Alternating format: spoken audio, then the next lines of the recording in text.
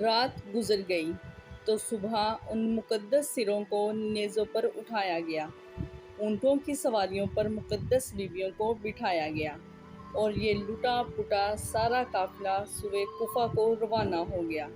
ظالم یزیدی اس قافلے کو لے کر کوفہ کی طرف روانہ ہو گئے۔ رات کو ابن سعد کے لشکر میں سے کسی نے چاہا کہ حضرت امام زین العابدین کو بھی شہید کر دیں، لیکن ابن سعد نے کہا کہ یہ بیمار بچہ ہے، اسے چھوڑ دو۔ مشیت الہی بھی یہی چاہتی تھی کہ کوئی رد سادات میں سے ضرور موجود رہے جس نے سب کچھ اپنی آنکھوں سے دیکھا ہو اور وہ حالات کا عینی شاہد ہو۔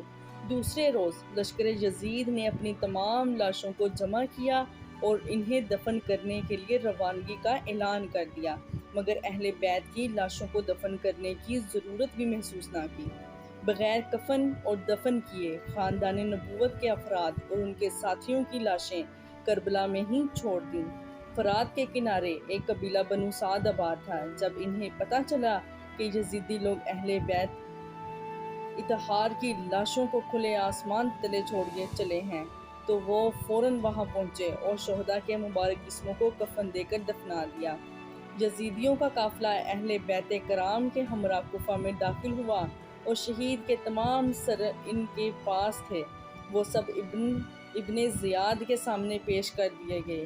سید الشہداء حضرت امام حسین کا مبارک سر خولی کے پاس تھا۔ وہ کسی وجہ سے بروقت دربار میں نہ پہنچ سکا اور سر مبارک کو اپنے گھر لے گیا۔ خولی اپنی بیوی سے کہنے لگا، آج میں تیرے لیے دنیا و جہاں کی دولت لے کر آیا ہوں۔ مطلب یہ تھا کہ جب یہ سر مبارک ابن زیاد کے دربار میں پیش ہوگا تو بہت سے انعام ملے گا۔ سنگ دل خول لمبی تان کر سو گیا، مگر اس کی بیوی سر مبارک کے سامنے بیٹھ گئی اور ساری رات رو رو کر گزار دی۔ خولی کی بیوی نے دیکھا کہ آسمان سے زمین تک نور نور پھیلا ہے اور سر مبارک کے گرد عجیب شکل کے نورانی پیکر طواف کر رہے ہیں۔ کچھ نہیں کہا جا سکتا کہ وہ مخلوق کون تھی۔ وہ ساری رات یہ نظارہ دیکھتی رہی۔ صبح ہوتے ہی بدبخت خولی اٹھا اور امام پاک کا مبارک سر ابن زیاد کے پاس لے گیا۔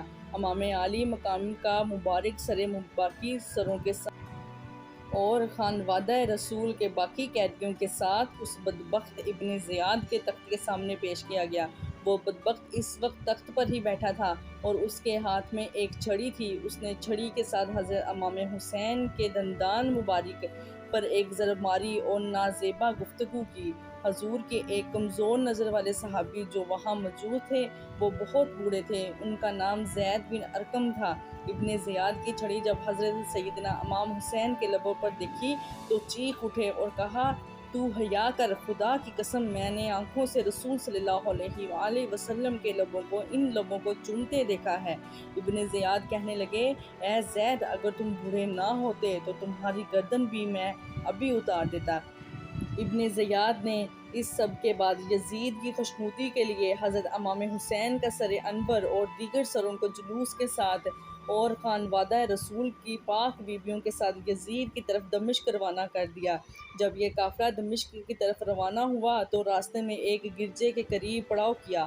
وہاں انہوں نے جلی حروج میں ایک پہاڑی پر سرخ رنگ کے ساتھ یہ شعر لکھا ہوا دیکھا، جس قوم نے حسین کو قتل کر دیا ہے، کیا وہ قیامت کے دن ان نانا جان کی شفاعت کی امید رکھ سکتی ہے؟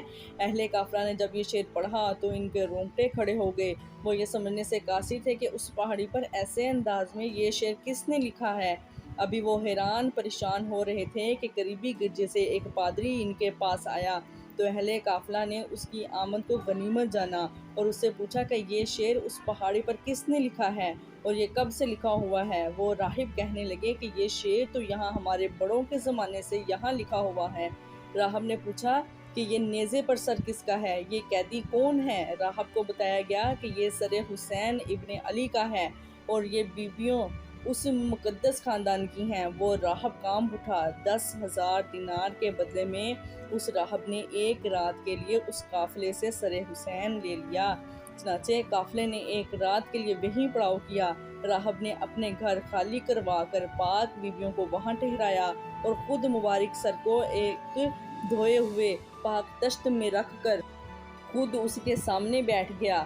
خیر یہ الگ واقعہ ہے کہ کیسے اس راہب نے پاک بیویوں اور مبارک سر کی خدمت کی، جو یہاں بیان کرنا مقصود نہیں۔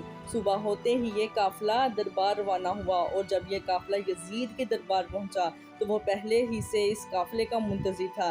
جب سر حسین یزید کے سامنے رکھا گیا، وہ اپنے تخت پر بیٹھا تھا تو اس نے ایک چھڑی حضرت حسین کے ہونٹوں پر اور دانتوں پر مار کر کہا، تم اپنے انجام کو پہنچ چکے ہو۔ یزید نے جب نواسہ رسول صلی اللہ علیہ وآلہ وسلم کے سر مبارک کی توہین کی تو وہاں موجود حاضرین نے اعتراض کیا، جس میں بن حکیم اور صحابی رسول حضرت ابو برزہ سلمہ تھے، جن کو یزید نے اپنے محل سے نکال دیا۔ اس کے بعد دختر سیدہ کائنات حضرت زینب نے ایک طریق ساز خطبہ یزید کے دربار میں دیا، جس سے وہاں موجود لوگوں کے دل لرز اٹھے۔ یزید جب پشیمان ہوا تو اس نے قافلے کو قید میں ڈال دیا۔ قید سے رہائی کے بعد یہ قافلہ جب مدینہ پہنچا تو وہاں کے لوگوں نے چیخ و پکار کی۔ ناظرین گرامی، سید الشہداء کے مبارک سر کے بارے میں 5 روایات ملتی ہیں کہ وہ کہاں اور کس نے دفن کیا۔ سب سے پہلی روایت علامہ قرطبی اور شاہ محدث دہلوی سے ہے کہ یزید نے اسیران کربلا اور سر انور کو مدینہ بھیجا، جہاں پر حضرت امام زین العابدین نے سر مبارک کو حضرت حسن یا حضرت سیدہ فاطمہ سلام اللہ علیہ کے پہلو میں دفن کیا۔ دوسری روایت میں ابو ریحان البیرونی کہتے ہیں کہ اسیران کربلا نے 40 روز کے بعد کربلا واپس آ کر سر مبارک کو جسد مبارک کے ساتھ ملا کر دفن کیا۔ تیسری روایت یہ ہے کہ یزید کے حکم پر سر امام حسین کو ہر شہر میں لے جایا گیا۔ اسکلان پہنچا تو وہاں کے امیر نے اسے دفن کر دیا۔ چوتھی روایت یہ ہے کہ اسکلان میں جب فرنگیوں کی حکومت قائم ہوئی تو 548 ہجری میں مطلع بن زریق نائب مصر نے اسکلان سے سر انور کو لیا اور مصر لے گیا۔ وہاں اس نے مشہد حسینی بنوایا۔ اس کے متعلق علامہ ابن حجر یتمی مکی روایت فرماتے ہیں کہ سلیمان بن عبد الملک نے حضور صلی اللہ علیہ وآلہ وسلم کو خواب میں دیکھا کہ آپ اس کے ساتھ ملاطفت فرما رہے ہیں اور اس کو بشارت دے رہے ہیں۔ صبح اس نے حضرت امام حسین بصری رضی اللہ عنہ سے اس کی تعبیر پوچھی۔ انہوں نے فرمایا، شاید تو نے حضرت محمد صلی اللہ علیہ وآلہ وسلم کی آل کے ساتھ کوئی بلائی کی ہے۔ ہاں، مجھے ایک ہی بات یاد ہے، میں نے نواسہ رسول حضرت حسین کے سر مبارک کو خزانہ یزید میں دیکھا تو میں نے ان کو 5 کپڑوں کا کفن پہنایا اور میں نے اپنے ساتھیوں کے ساتھ ان پر نماز جنازہ پڑھی اور انہیں قبر میں دفن کر دیا۔ سلیمان بن عبد الملک کے بعد اس کے جانشین عمر بن عبد العزیز نے سر مبارک کو نکالا اور کربلا جا کر خود جسد مبارک کے ساتھ دفن کر دیا۔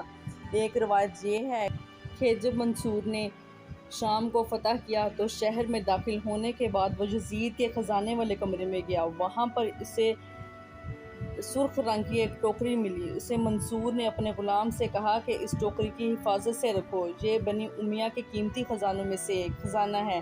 لیکن جب اس کو تھوڑے عرصے کے بعد کھولا تو دیکھا کہ اس میں امام حسین کا نورانی سر ہے، جس سے عطر کی خوشبو آ رہی تھی۔ اس نے اپنے غلام کو حکم دیا ایک کپڑا لائے۔ اس نے اس کو اس کپڑے میں ڈھانپ دیا اور پھر کفن کرنے کے بعد اس سرے کو دمشق میں باب فرادیس کے پاس دفن کیا۔